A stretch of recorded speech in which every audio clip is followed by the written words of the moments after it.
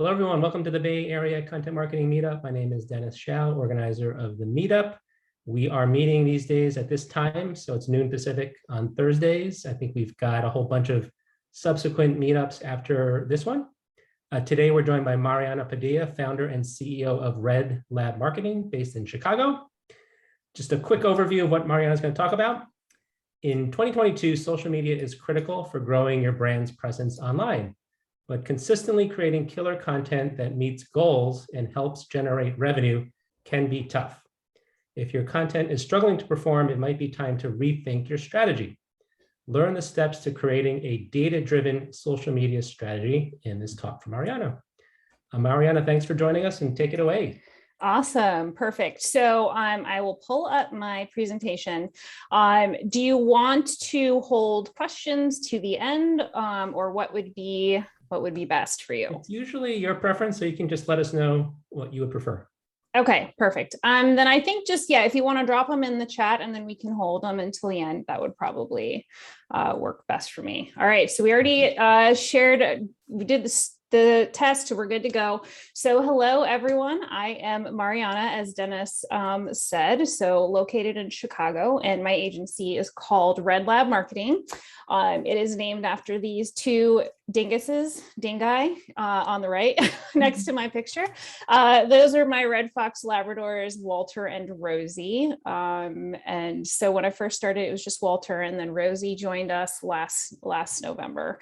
So if you follow me on social media, they pop up, they're in my newsletters. I always promise a dog photo in every newsletter. That's a big pull. So I'm here today to talk to you guys about social media strategy, which is really my specialty. We also do full service social media management, but we are growing. And we will soon be doing website design, SEO, and also paid ads. So lots of things on the horizon. All right, so here's a question for you. Does social media marketing feel like this? So is it let's just throw stuff at a wall and see what sticks? Because I feel like when it comes to social media, a lot of times working with my clients, working with contracting with other companies, they're not quite sure what it's going to take to get results. And so then it ends up feeling like this, like Sheriff Andy here. But here's the good news, that you can have social media success without stress or burnout. All it really takes is setting up the infrastructure and getting the plan right in the beginning. And if you haven't noticed, I really love a good meme. Also a huge fan of Modern Family. So today we are going to be, as I mentioned, going through my 8-step process for putting together a strong social media strategy. Okay, so the first place to start is with goal setting. And so I really like to start with goal setting first. So just a little bit of background about me. I actually have my master's degree in teaching and taught high school for a while. And one of the things I teach you in education school is that you should utilize backwards planning. So I bring that into my work with marketing in terms of starting with your big goals for your business and for your channels, and then working backwards from there to put together your plan. Your plans. So, putting together SMART goals is obviously super important. So you want to have goals, short-term and long-term goals for both your channels and also for your business. And that's super important to consider because obviously your social media should be utilized. You can leverage your social media to grow your business and also help you meet those revenue goals. So this would just be an example of like a social media SMART goal that you might be trying to achieve. So within 3 months, we'll have 25,000 YouTube subscribers. Might be a great goal for a business that utilizes a lot of video content. And so when it comes to goal setting, this is going to look really different for each business, right? So if you have a B2B service-based business model like I do. I'm going to have different goals for my social media than like a product-based business, right? So in terms of like a product-based business, they might have a lot more goals around leveraging their social media so that, and getting more people into like an Instagram shop and selling more products from their Instagram shop, versus me, my goals are specifically around growing my audience and also engaging my audience. I'll talk more about metrics later, but some of the things I, really focus on are like conversations. How many conversations am I having? Like, what is my engagement rate? Things like that. So starting with goal setting and really using those goals as benchmarks and will help you achieve success. So the next thing, once your organization, your team has really decided on your goals, the next thing you need to do is take a deep dive and really understand who you are talking to. And so the two tools that I use for this are obviously an ideal client avatar template. So that's what ICA stands for. If you're unfamiliar with that, ICA is ideal client avatar. And then also something that I think is really important is customer journey mapping. And so I'm actually going to pull up this and I'll share the link with you for this. This is one of my toolkits that I've put together that you can download for free. But what it has in here is an ideal client worksheet. So you'll go through, do some basic demographic information and include some goals and values. So for me and my business model, demographic information is not as important to me as it would be for other brands, which is why I don't have a ton of information here. But if you are a business that's like, okay, we're really targeting 16 to 18-year-olds, right? Because we are doing SAT review or something, like, then you would want to spend more time kind of fleshing out the demographic information. But we have goals and values, pain points, objections, and then thinking about where your audience is getting their information is going to be super important too, because you need to be choosing the channels that you're going to be targeting. So not every business has the capacity to be on every channel. Even big businesses, some of them aren't on all the channels, right? So you need to get clear on where you want to focus your efforts.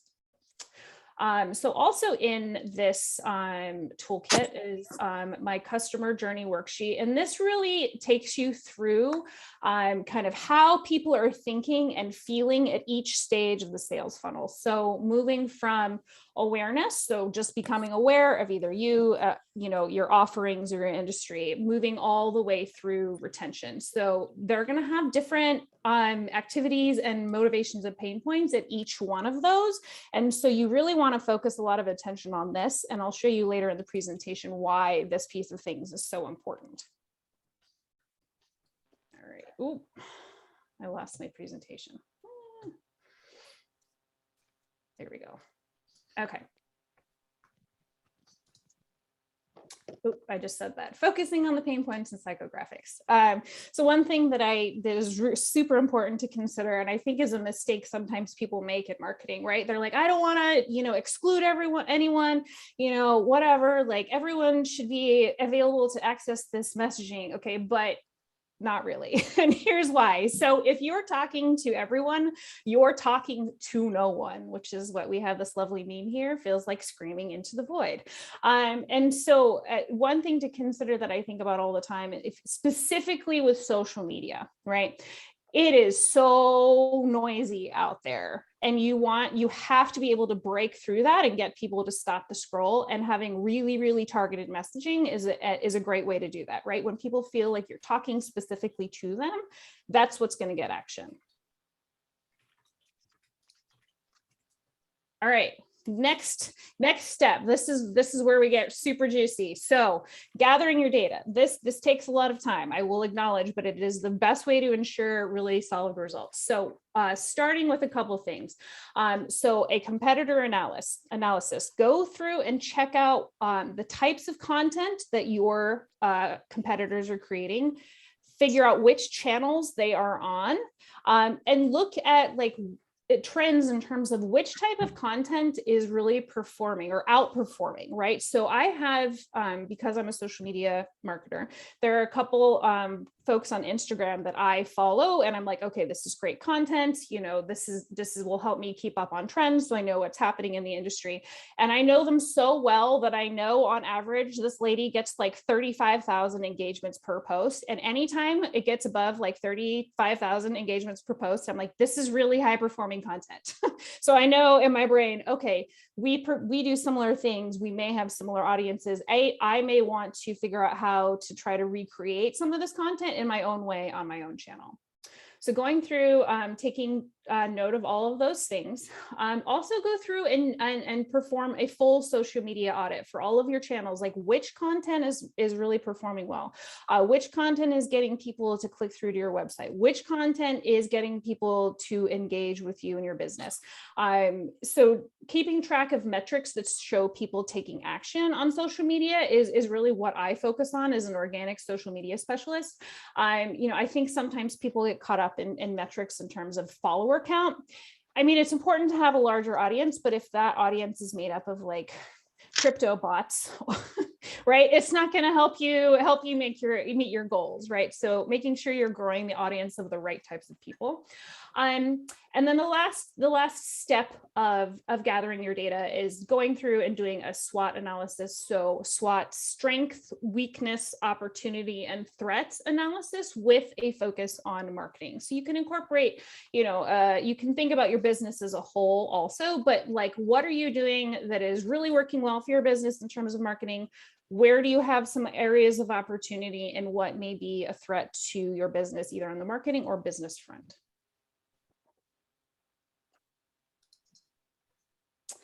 From there, you have all of this data, you have all of this knowledge about what your competitors are up to, and you have all this knowledge about what kinds of content is already performing on your channels. From there, the next thing you want to do is you want to create a content bank. And so one thing that can be really challenging when it comes to social media, I think, especially for small businesses or smaller teams, is that it can be really hard to get consistent. And part of that is because it's like, WTF do I post today? I have no idea. And so when you are able to bank all of your content and have a whole bunch of ideas on hand, it makes it way easier to get consistent in creating content. So the first thing that I always say to do is go through and just brain dump all the types of content that you want to be talking about for your business. This could be things that you specialize in. This could be things that you want to be talking about, areas that you want to expand to, things that you love. For me, one of the things that's included in mine is, I talk about dogs because I love dogs. It doesn't necessarily need to 100% like speak to your business and your business model. It can be other things as well. If you, after going through and you're like, I have 7 things that I want to talk about, I need more things. A great place to start is going through and looking at FAQ pages on industry websites. So what are people asking questions about? So you want to be able to be helpful and knowledgeable and answer your audience's questions. And so if you go through and you're like, okay, there's just a ton of questions about how to making reels. For me, that's like a huge topic of conversation. People want to know all about reels, right? So if people are asking a ton of questions about reels in these FAQs, then you can use that and say, okay, maybe I'm going to include this in my content bank. Quora and Reddit can sometimes be a great place of finding inspiration for content too. Like, what has been upvoted? What are people interested in learning more about? We've already talked about competitor content, using that as an inspiration for things that you can talk about on your channels. And then another good tool is answer the public. And so answer the public, you can go in and type in like a keyword. So for me, maybe like social media marketing, and it'll show you all of the different types of questions people are asking about that. You can make it like internationally, I think, or just within the United States, I think. You can choose the geographic region, but it'll show you like the search volume in like a nice visual chart of, not a chart, but it's like a flow chart kind of thing in terms of like what people are asking about, like what are the things that they're interested Googling and learning about. So those can be some really helpful sources of inspiration for creating content. The next step that I do is really narrowing it down in terms of like what is really high performing. And so this is kind of a little bit like SEO research or doing research for YouTube, which is a whole like YouTube research is like it's an art form. There's a lot that goes into like choosing content for YouTube. But a tool that I find to be really helpful is called Keywords Everywhere. And so it's a like Chrome plugin. It costs $10. You get 100,000 credits. And so you can go through and you can plug in these topics. So after you have this huge brain dump of like, okay, here's all the things that I might want to be talking about, you can go through and kind of see where there's already search volume. What are these high performing trending topics? So then you can say, okay, I know that there's a lot of search volume around so I have realtors for clients, like lending changes and interest rates. Okay, so people are really interested in this. This can be something that I can talk about on my social media channels. And I'm actually going to pull up my, let's see, which one is it? Yeah, okay. Pull up one of my spreadsheets here. So this just kind of, it's not super pretty, but this is what like a spreadsheet that I would use with my clients. And so she had all of these different kinds of content topics, and I'll tell you what the colors are here in a minute. But essentially I went through using Keywords Everywhere and also just like the native Instagram app. I can see, you know, where there's like search volume for like these specific hashtags. So there's a lot of posts with that hashtag behind it, or hashtags posts that have that same hashtag, right? Then I know like, okay, there's a lot of people making posts about this. And typically my rules for Keywords Everywhere is like anything over like 100 searches a month. Like it doesn't need to, like, as long as people are searching for it, right? Going in and onto Keywords Everywhere and seeing what people are searching for. And then in terms of hashtags, specifically for Instagram, you want to make sure that you're choosing and using hashtags that don't have like millions and millions and millions of posts, specifically because when you're in like the discover part of Instagram, if there's a ton of posts that already have that hashtag, you're going to get lost in that feed. So if you have like a hashtag that has like 10,000 posts or something like that, your content is more likely to be discovered on that section of Instagram. So anyways, using those tools to kind of go through and do research and see where there is traction on these content topics is an additional step to help you figure out what kind of content you should be creating. And so this is one of my clients' worksheets over here. You can see like she already has her content planned out through like July of 20, like I think she even has something later than that, because she has this huge list of content topics that she can pull from. So she's ready to go for like the next couple months.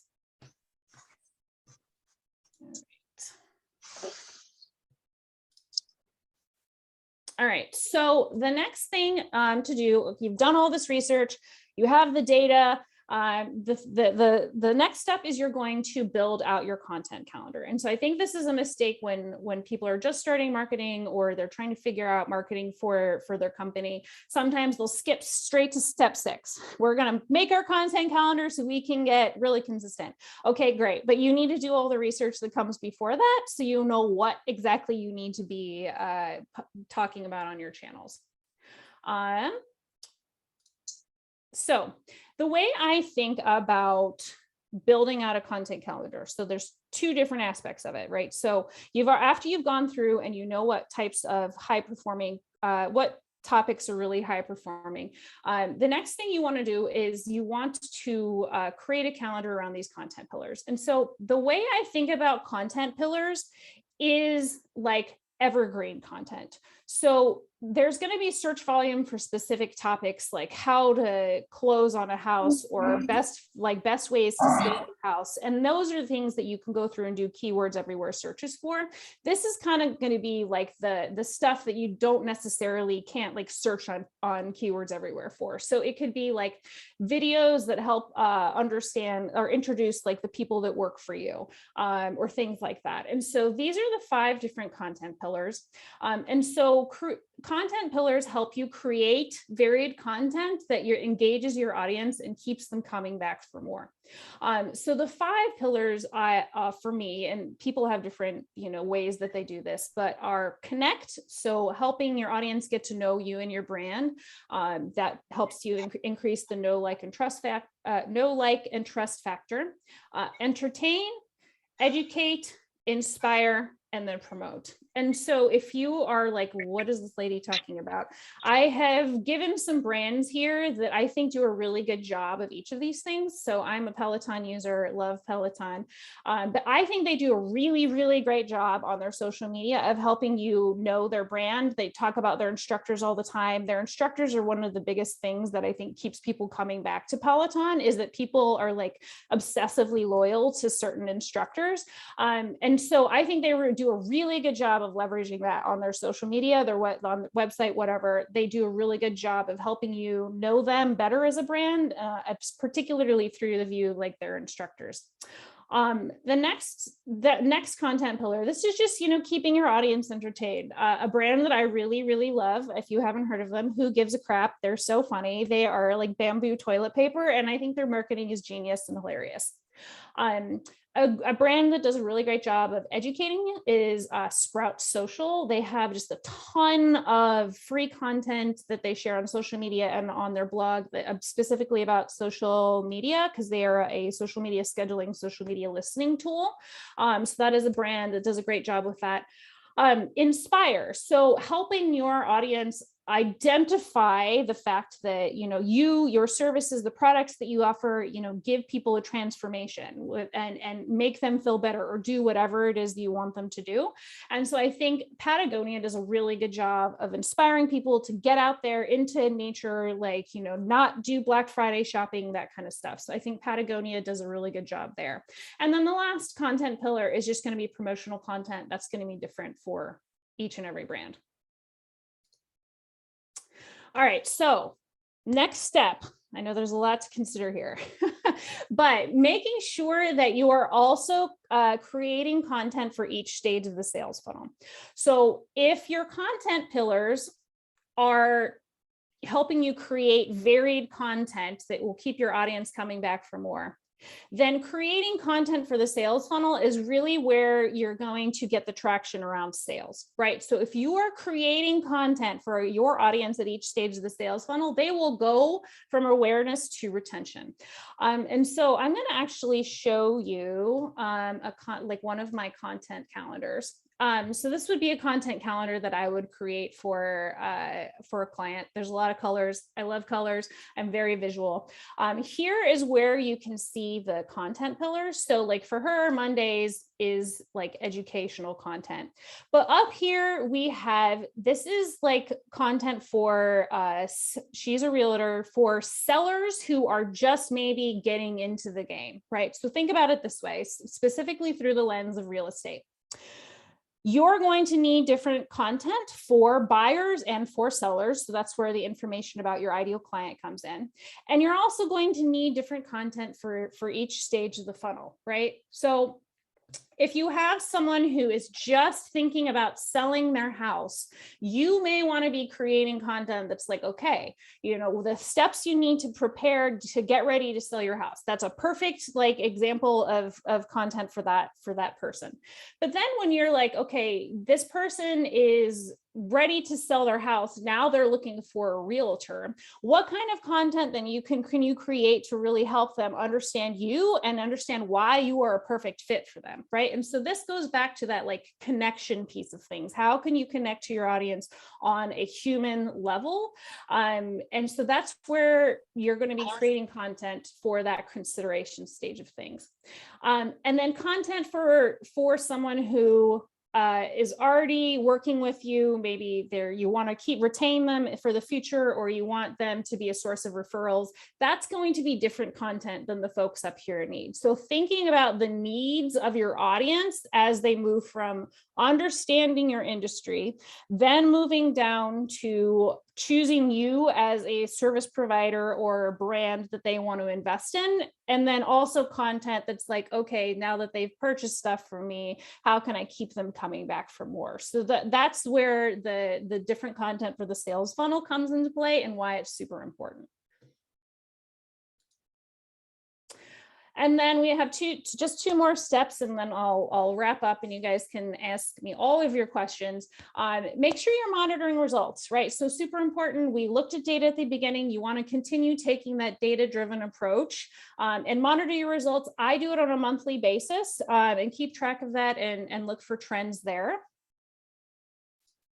And then the step 8 is after you've put together your organic strategy. And I think only after you've put together your organic strategy, then you can incorporate things like paid social media ads to help boost your content.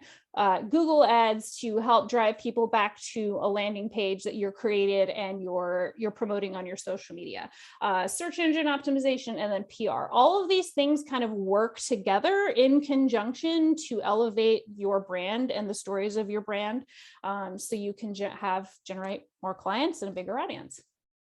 And then the last thing I just wanted to wrap up, when it comes to social media, here are just some of my top tips that I have learned just through my own work and work with clients. But emotional connection is so key. I think we're getting to a point with social media marketing specifically that people are tired of being sold. They're tired of super scammy stuff. They really want to be able to connect with you and invest in values-driven, purpose-driven businesses and help to, put their money in companies and invest where they feel good about spending that money. So help them understand you, right? Help them understand your brand. How can you humanize your brand and have that emotional connection? It's kind of along the same lines of that is that just be authentic, right? So like I personally, and this is just me, if I'm on Instagram and I see like a super highly curated grid, I'm just kind of like, it honestly at this point, I'm like, that kind of turns me off. Like I want authentic, gritty, like help me get to know you better. And that I know that's me personally, but like, I think when you are authentic, people respond to that. The third thing is that social media should not be a one-way conversation. So how you use the tool is almost as important as the content that you're creating sometimes, because if you're not using it to open the door to conversation, if you're not using it to engage with your audience, you're missing a huge opportunity to connect with people who might be customers. Fourth, consistency is important. Just the way the algorithm works, you need to show up on the platform and post consistently. And then focus on building community. And I think this is not just a key for marketing, but just for business as well. How can you use your channels to build a group of people who are going to be there for the long run to support you and your business online? So that's it. So that was a lot. So I will stop. That was excellent, Mariana. I love the framework. Thank you. Who's got questions? Feel free to use the chat or unmute yourself. I see Craig unmuted. Do you have a question, Craig or Rhonda? I do. So you have your sales funnel as awareness, consideration, purchase, retention, and how does that differ than the IDA, awareness, interest, desire, action, or just the same thing, kind of? Yeah, I think there's several different models out there. There's the funnel, there's the flywheel, right? There's just different ways of I think, framing it. For me, I tend to view it as just like how moving people to where I want them to be. So learning about me as a social media marketer, choosing me as the person to do their social media marketing, and then investing in me. So it's the same thing. There's different names for the different stages. Yeah. And also, how do you keep a client sending you like assets or approvals, or because like they're all gung-ho, I need this, I need that. You meet with them, you invest all this time and energy, and then they start, oh, I'm busy. In fact, I have a real estate client and right now real estate is so hot. And so she's super busy, and I'm like, well, I'm creating stuff. We have editorial content, but I'm creating stuff without her approval or her Yeah. input. And it just seems to be like kind of throwing a spaghetti on the wall and see what sticks. Cause I'm not getting her feedback, and she's not sending me like what she's listing or what she, so it's kind of Yeah. So, I mean, it's a hard conversation. totally. And I think if you're doing planning ahead and they know what kind of content needs to be created, that is helpful. So then it's like, okay, they can wrap their brain around that. They know that this week they need to be giving you content about X, Y, and Z. And then the other thing, I don't know if you've used it, but Sendable is a really great tool. And so essentially you can, it looks like a social media scheduling tool, and then you can send posts over for approval where they have to approve it and publish it. They have plans for just individuals as well as enterprise plans also. I do so much social media management for so many clients that makes sense for me.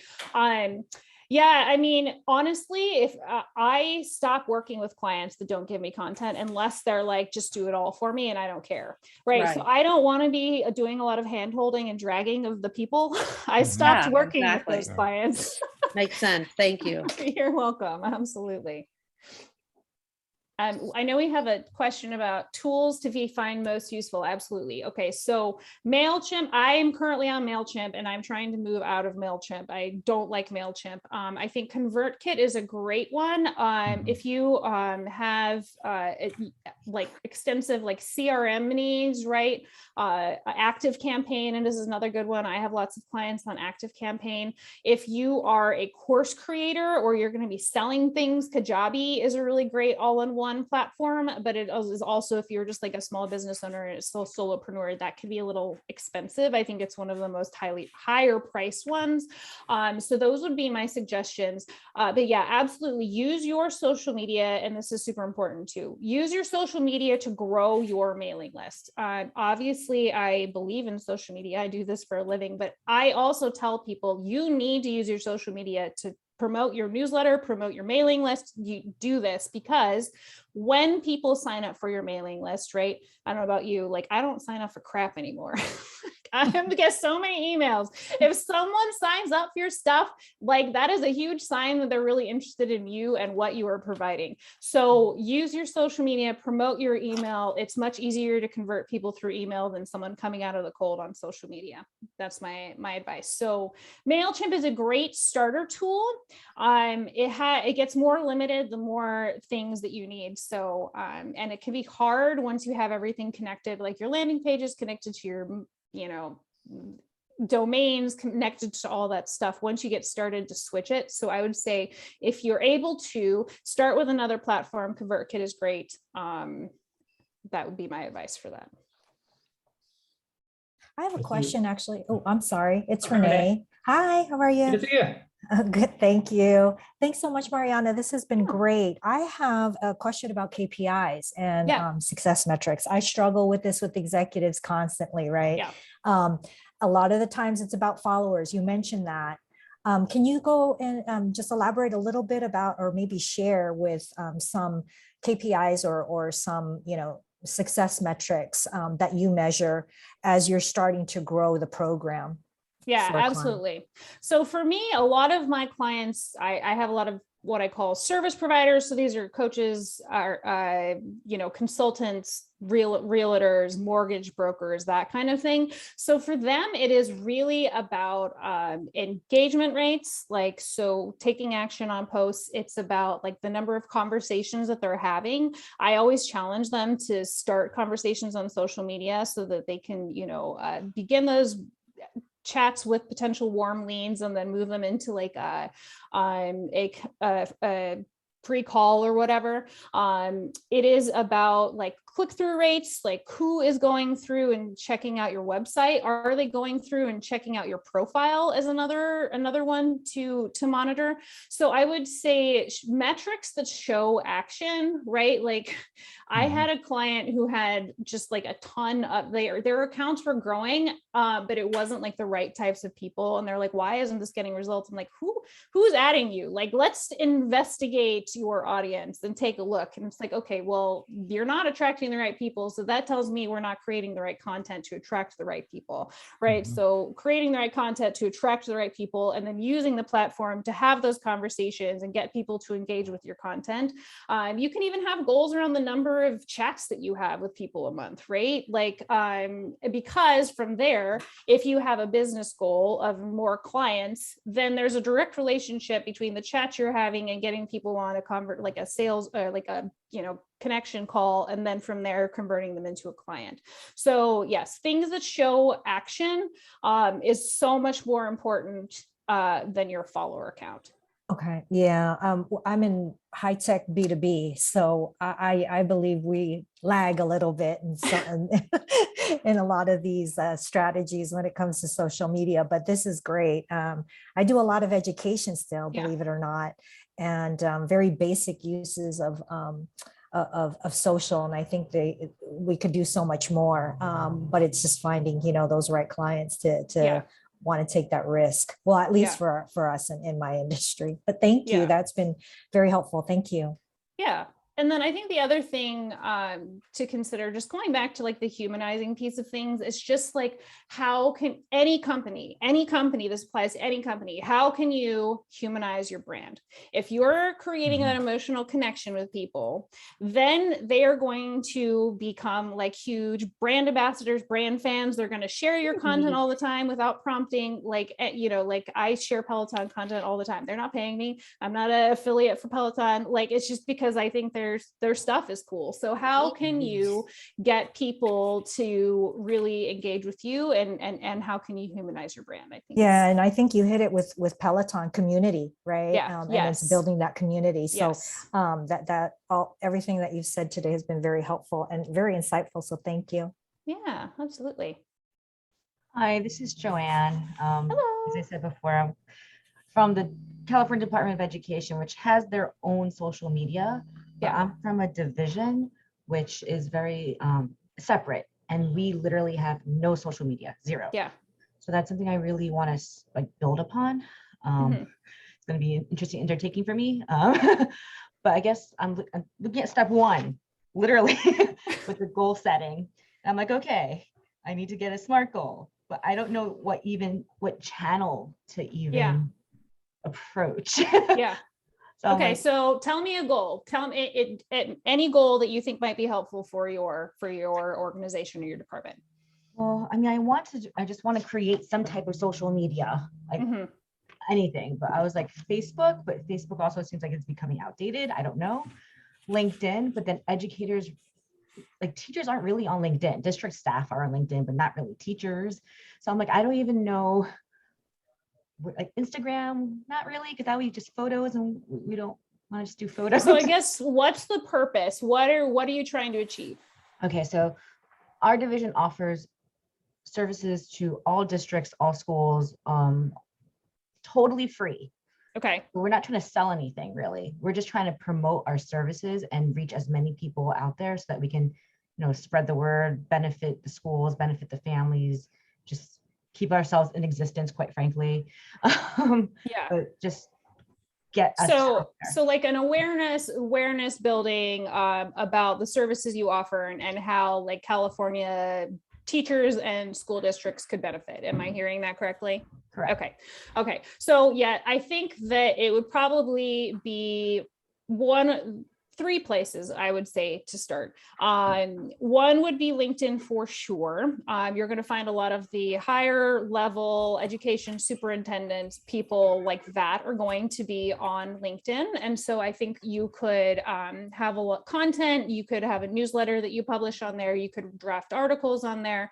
I think that could be really good. The second thing I would say, Facebook. I have a lot of qualms about Facebook, and if you subscribe to my YouTube, I go off on Facebook in a couple of videos. But regardless, it is still, I think, the place to easily build community. So if your goal is to create a community of educators who take advantage of these resources and share these resources and learn from each other, then Facebook groups could be a really great way to do that. It is very hard to grow an organic Facebook business page following because they want you to invest in ads. So if you are not invested in ads, then your content doesn't get seen by a lot of eyeballs. So the third place I would say is Twitter. There's a lot of thought leaders on Twitter, and in that case, they've added recent features where you can have longer form content on Twitter. I believe it's like Twitter articles. I'm not a Twitter user, but you could have those educational thought pieces on Twitter or share content of other people and the resources and do those things. So those would be the three places that I would dig in. Instagram, not so much. If you want to leverage video content, then incorporating a YouTube channel also. I think YouTube is daunting for people, specifically video content, but I'm going to be honest, you got to make video. I hate to break it to you if you're like, I don't want to make video. It's the way I hate the wave of the future is like so cliche, but it is very hard to grow a following on Instagram if you are not doing video. There are huge differences in the metrics of my clients who are making reels, going live, making videos, and those who are just creating regular posts. Like, it's not even comparable. Like, so for those that are like, I don't want to do video, I'm like, then Instagram is not the platform for you. So yeah. That's helpful. Yeah. Thank you. Absolutely. Step Sure. one. Yeah, absolutely. Goals and purpose. Like, what are you trying to achieve? Right. And then from there, working backwards.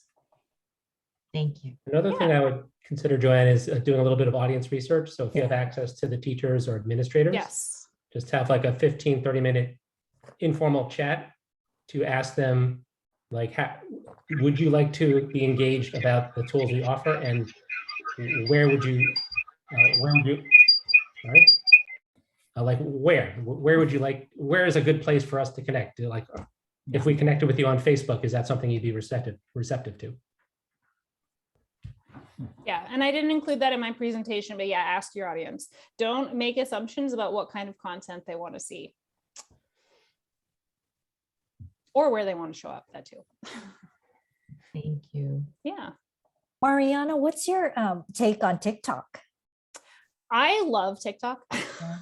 Okay, so I was a resistor. I held out for a long time. I never joined Clubhouse, and I'm very glad for that because anyway, I know, it's a lot. So yeah, right. It took me a long time to join TikTok, but I'm finding it to be a very interesting place. Honestly, I'm personally feel like Instagram has gotten stale. It's like the same trending sounds over and over and over. I'm just annoyed with it. And so I'm finding TikTok to be a very interesting place in terms of people just sharing their educational content. So someone getting in front of the phone for like 3 minutes and talking about like the voting process or like whatever issue. And so I'm finding it to be a very interesting place for people to grow a following. And so I have a TikTok. I have put videos on TikTok. You know, it's hard because you need to figure out where your clients are coming from. I get a lot of clients from Instagram, so I have to show up on Instagram, and I've loved Instagram until recently, and now I'm annoyed with it.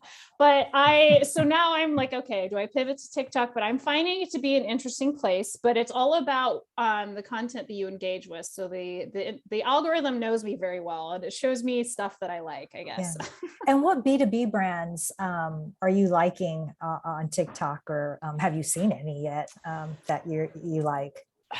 I actually haven't seen any, but I think that there's a place for brands to establish a brand presence, even just sharing educational content, like not even promotional content. You know, a lot of people I think are brands are like, okay, how can we invest in ads for TikTok? And that's fine.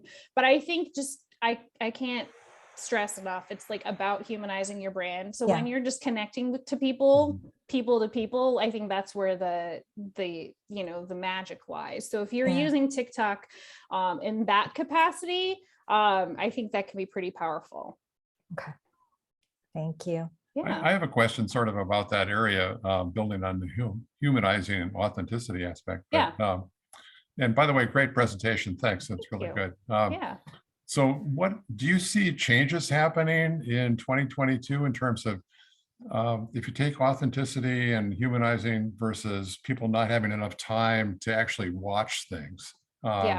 It's particularly an issue for video because kind of like you're suggesting, I frequently find for myself that video is the best way to find out about some new topic because it has to be in real time. It has to be laid out. It can't just be like in a blog article or whatever. But on the other hand, we just don't have enough time. People don't have enough time to deal with it. So what do you think is changing in that regard in 2022? Yeah, it's interesting because I read somewhere, or I forget where I saw it, but like the TikTok algorithm was really prioritizing 10-second videos because our attention span is like, so I guess it's like a challenge for brands is like, how can you create short form video content and then can you engage people in a different manner? So if they're interested in what you're saying, can you funnel them over to YouTube to learn more? So I think it's going to be a combination of like getting people's really short attention span, capturing them, and then helping them learn more. I think is going to be part of it. And that being said, like I'll watch 3-minute TikTok videos all the way to the end, so maybe there's still hope for us yet. I don't know. Thank you. Yeah, absolutely. Okay, so what about podcasts? And could you cheat to start YouTube content by just filming an interview-esque type podcasts? Daryl, I'm not quite sure what you're asking me. Can you give me a little bit more? Can you hear me? Yeah, absolutely. Yeah, just whether or not you, in lieu of building out a ton of content, just starting a podcast channel. I'm helping a very small service company also kind of get started. Yeah, a couple of facets of marketing and go to market. So I've never done a podcast, but just thinking of it as a nice balance between truly social and content consumption. You can get a lot out in a podcast, I would hope. And so I was thinking just showing a video of the podcast of, let's say we have our founder being interviewed by somebody. Could that not just be published to YouTube as well to start that channel? Oh yeah, absolutely. So I have an interview series that I do on Instagram, and I started it simply there because I didn't want to go through the hassle of starting a podcast. That was literally it. Make sure it's accessible and you can show up there easily.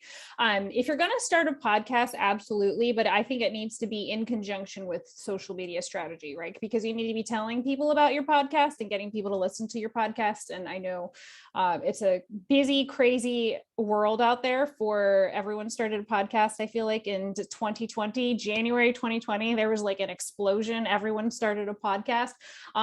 So podcasts can be great. You need to be able to, publicize your podcast also. So how can you use your social media? But there's a great tool called headliner.app.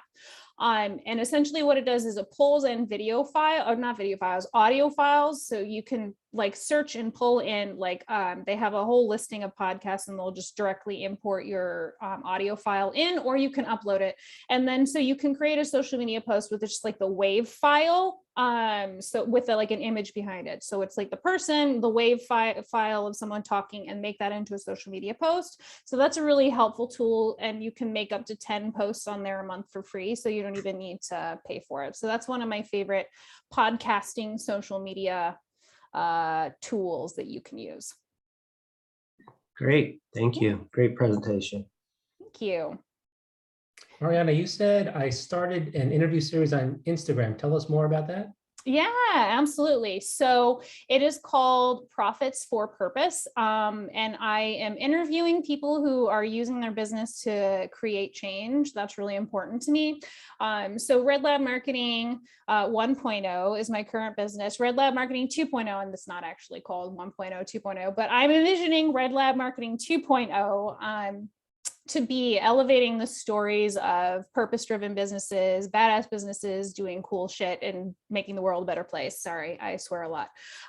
So that is the vision for Red Lab 2.0. And so I love connecting and building community with people who are also like really purpose values driven and hearing about the cool things that they're doing in their business. And so if you follow me on Instagram, Red Lab Marketing, all of my interviews are on there. And there's been some pretty amazing people who are, you know, I mean, obviously like donating to charity or building that into your business model. I think for me, long-term, I'd love to have some sort of either sliding scale or also like some sort of scholarship program to really elevate like the grassroots organizations who can't afford to pay someone to get their message out there, you know, like that kind of stuff. So that's really important to me. And so I connect with people who are also doing that.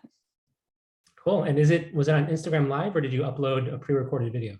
Yes, no, it's Instagram Live, and then all of that goes on to YouTube and LinkedIn. So if you connect with me in those places too, it gets published there as well. Cool. Yeah. We're almost at the top of the hour, so we have time for one more question. Who's got a question? Rich Schwerin, you've been pretty quiet. Do you have a question? I don't, just taking it all in. Thanks so much, Mariana. Yeah, absolutely. Absolutely. And feel free to connect with me. Happy to answer any specific questions you have. Find me on LinkedIn, Instagram, or Mariana at redlabmarketing.com. And I will, I look forward to connecting with all of you. I did think of one question, so I'll be the last one then. Oh my God, yeah, of course. You were nice enough to present to this group twice on Canva. So Canva is a web-based design tool. Has there been any recent features that they rolled out that you really like?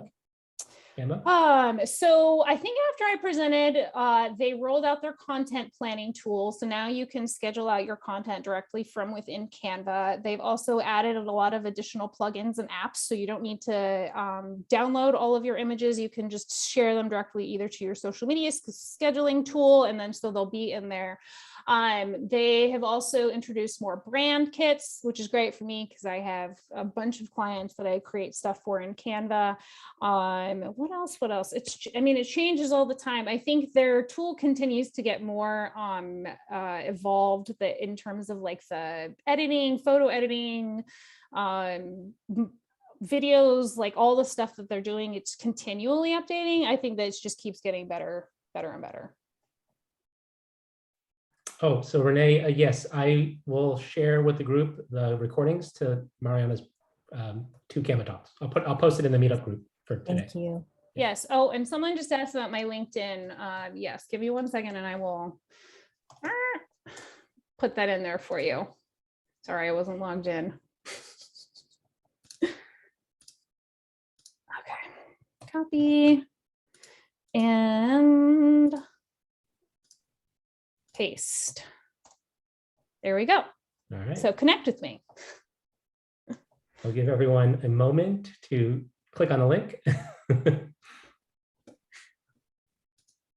And Rhonda's asking about a free tool. Are you asking about Canva, Rhonda? So Canva is free, but there's also paid plans. Yes. Yeah. Oh, the free toolkit. Oh, yes. The free toolkit. Yeah, Mariana's. Yes. Okay, hold on 1 sec. I have it. I have the link up, I think, somewhere. I hope it's okay if I ask. Oh my gosh, of course. Here we go. Yay, look at me. I was on the ball. And again, I'll give everyone a moment to click on that link. All right, and with that, Mariana, thanks so much for joining us. Yeah. And thanks everyone else for joining as well. We're back next week at the same time. Great. All right. Thank you. Bye, everyone. all. Have a Hey, great thanks day. a lot.